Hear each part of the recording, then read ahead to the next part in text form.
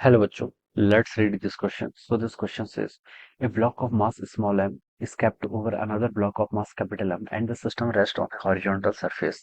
A constant force F acting on the lower block produces an acceleration of F divided by 2 times m plus capital M in the system. That two blocks always move together. Alright, condition दे रखी है, देखिए दोनों blocks क्या कर रहे हैं, साथ में क्या कर रहे हैं, मूव कर रहे हैं. अब बोला क्या, देखिए पार्ट ए में find the coefficient of kinetic friction between the bigger block and the horizontal surface. B part में find the frictional forces acting on the smaller block. C में लिखा है find the work done by the force of friction on the smaller block by the bigger block during a displacement d of the system. All right, तो चलिए बच्चों इस question को start करते हैं. We can write down the key concept of this question. Friction लिख सकते हैं और फ्रिक्शन के अंदर भी काइनेटिक फ्रिक्शन लिख सकते हैं, बिकॉज ये क्या कर रहे हैं, दो के दो ब्लॉक्स क्या कर रहे हैं, आपके मूव कर रहे हैं. ठीक है, तो हम लिख सकते हैं कि जो आपका लोअर ब्लॉक है, ठीक है, और लोअर ब्लॉक क्या कर रहा है, आपका मूव कर रहा है with respect to the ground. तो वहां पर कौन सा फ्रिक्शन लगेगा, आपका काइनेटिक फ्रिक्शन लगेगा. स्मॉलर एम क्या कर रहा है, आपका कैपिटल एम मास के रिस्पेक्ट में क्या कर रहा है, मूव कर रहा है. ठीक है, और दोनों क्या कर रहे हैं, साथ मूव कर रहे हैं. तो इन दोनों के बीच में आपके रिलेटिव मोशन की टेंडेंसी है. ठीक है, बट मूव नहीं कर रहे, तो यहाँ पर आपका स्टैटिक फ्रिक्शन लगेगा. ऑलराइट, अब बच्चों देखिए क्वेश्चन को स्टार्ट करते हैं. यहाँ पर देखिए आपको सिचुएशन ऐसे दे रखी है. ठीक है, ये आपका एक कैपिटल एम मास का ब्लॉक है. This is a capital M mass block. इस पर आपका कोई फोर्स लग रहा है, कैपिटल एफ फोर्स यहाँ पर लग रहा है. एक यहाँ पर आपका स्मॉलर एम मास है. This is smaller M mass, this is capital M mass. Question में बोल रखा है कि स्मॉलर एम रेस्ट पर कर रहा है ऑन ए हॉरिजॉन्टल सरफेस. ठीक है, एक constant horizontal force capital F acting on the lower block produces an acceleration in the system. ठीक है, अब बच्चों देखिए कांस्टेंट फोर्स का मैग्नीट्यूड आपको क्वेश्चन में गिवन कर रखा है. Acting on okay, acceleration given कर रखा है, दोनों के दोनों का आपको क्या गिवन कर रखा है, एक्सेलेरेशन. एक्सेलेरेशन देखिए बच्चों कितना गिवन है, एक्सेलेरेशन गिवन कर रखा है एफ डिवाइडेड बाई 2 टाइम्स आपका स्मॉल एम प्लस आपका यहाँ पर कैपिटल एम. ठीक है, in the system that two blocks always move together, दोनों ब्लॉक्स साथ में मूव कर रहे हैं. Find the coefficient of kinetic friction between the bigger block and the horizontal surface. Okay, surface और इसके बीच में आपका कोएफिशिएंट ऑफ काइनेटिक फ्रिक्शन बताना है. यानी कि ये वैल्यू, इसकी वैल्यू मान लीजिए आपकी न्यू के इक्वल है. अब हमें इसकी वैल्यू कैलकुलेट करके बताना है. ठीक है, अब बच्चों देखिए मैं क्या करता हूँ, स्मॉल एम और कैपिटल एम दोनों को क्या कर लेता हूँ, सिस्टम कंसिडर कर लेता हूँ. क्या कर लेता हूँ, सिस्टम कंसिडर कर लेता हूँ. तो बता सकता हूँ, देखिए मैं अगर इन दोनों के एक ही सिस्टम कंसिडर कर लूँ, तो जो नेट ग्रेविटी के कारण फोर्स लेगा वो कितना लगेगा, आपका capital M plus small M into G के इक्वल. ठीक है, ये लगेगा. और इतना ही क्या लगेगा, आपका नॉर्मल फोर्स लगेगा अपवर्ड डायरेक्शन में, क्योंकि हम बता सकते हैं वर्टिकल डायरेक्शन में इसका कोई मोशन नहीं हो रहा है. तो नॉर्मल फोर्स नेट आपका जाएगा capital M plus small M into G के equal. This is the normal force. ठीक है, अब देखिए ये ब्लॉक क्या कर रहे हैं, आपके मूव कर रहे हैं. तो देखिए बच्चों हम यहाँ से क्या बता सकते हैं, इसमें हम न्यूटन लॉज ऑफ मोशन लगा लीजिए.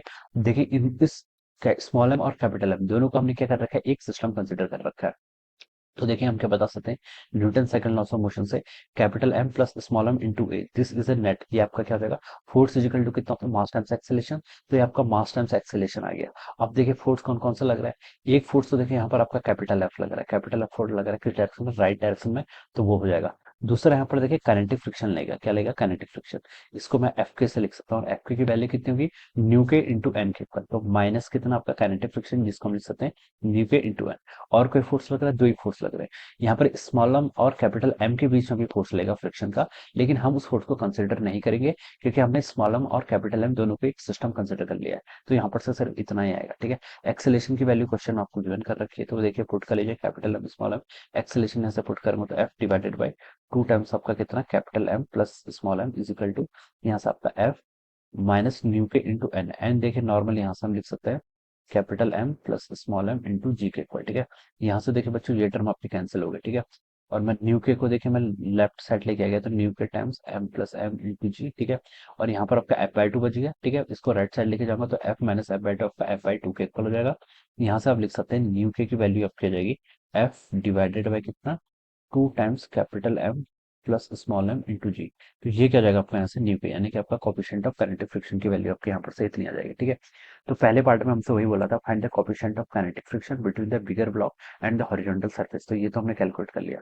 अब बच्चों देखिए आगे मूव करते हैं. बी पार्ट में क्या बोला है, find the frictional forces acting on the smaller block. Smaller block पर देखिए आपका कितना फ्रिक्शनल फोर्स एक्ट कर रहा है, ये हमें बताना है. ठीक है, अब बच्चों देखिए स्मॉलर ब्लॉक क्यों मूव कर रहा है, स्मॉलर ब्लॉक पर क्या कौन सा फोर्स लग रहा है. ठीक है, कैपिटल एफ फोर्स तो आपका बिगर ब्लॉक पर लग रहा है. स्मॉलर एफ ब्लॉक भी देखिए आपका सेम एक्सेलेरेशन, इसी एक्सेलेरेशन से मूव कर रहा है. और ये इसलिए मूव कर रहा है क्योंकि देखिए स्मॉलर एम ब्लॉक की अगर मैं एफबीडी बनाऊं, हूँ तो एक फोर्स उसमें स्मॉल एम जी लग रहा है, ठीक है, एक नॉर्मल का फोर्स लगेगा ऐसे, जिसको मैं एन डैश बोल देता हूँ। हॉरिजॉन्टल डायरेक्शन में देखा जाए तो कैपिटल एम के ब्लॉक पर फॉरवर्ड डायरेक्शन में फोर्स लग रहा है, तो कैपिटल एम का ब्लॉक आगे की तरफ जा रहा है, तो वो बोलता है कि स्मॉल स्मॉल एम मास है कि मैं आगे जा रहा हूँ तो तुम भी मेरे साथ आगे चलो, तो वो क्या लगाता है, इस पर फ्रिक्शन फोर्स लगाता है, जो यहाँ पर एफ के इक्वल होगा, कितना होगा यहाँ पर एफ के इक्वल, ठीक है। तो बच्चों देखिए इस फ्रिक्शन फोर्स को साथ में मूव कर रहे हैं, तो मैं लिख सकता हूँ देखिए इसी फ्रिक्शन फोर्स के कारण, इसी फ्रिक्शन फोर्स के कारण ये दोनों क्या करेंगे, आपके साथ में मूव करेंगे, ठीक है। तो इसकी वैल्यू देखिए कितनी होगी, न्यू इंटू आपका नॉर्मल, नॉर्मल कितना हो जाएगा आपका स्मॉल एम इंटू जी के इक्वल, ठीक है। ये किसके इक्वल होगा, मास टाइम्स इसका एक्सेलेरेशन, स्मॉलर एम का एक्सेलेरेशन कितना है, एफ डिवाइडेड बाई 2 टाइम्स आपका कैपिटल एम प्लस आपका स्मॉल एम के इक्वल हो जाएगा, ठीक है। ये हो जाएगा यहाँ से, ठीक है। आपको फाइंड द फ्रिक्शनल फोर्स, आपको क्या बताना था यहाँ पर, फ्रिक्शनल फोर्स से कैलकुलेट करके बताना, तो यही होगा आपका फ्रिक्शनल फोर्स, ठीक है। This is a frictional force, ठीक है, ये हम लिख सकते हैं, ठीक है। ये फ्रिक्शनल फोर्स कितना हो जाएगा, देखिए देखिए फ्रिक्शनल फोर्स का मैग्नीट्यूड और ये दोनों क्या होंगे, आपके इक्वल होंगे मास टाइम्स एक्सेलरेशन, ठीक है। So this will be the magnitude of the frictional force, क्या होगा आपका फ्रिक्शनल फोर्स का मैग्नीट्यूड हो जाएगा, ठीक है, ऐसे लिख सकते हैं इसको। So this will be the answer of the part B. अब पार्ट सी पे देखिए क्या बोल रखा है, find the work done by the friction force of friction on the smaller block by the bigger block during the displacement of T. आपको क्या बताना, वर्क डन बताना है। वर्क डन तो देखिए कितना होता है, फोर्स इनटू डिस्प्लेसमेंट, ठीक है।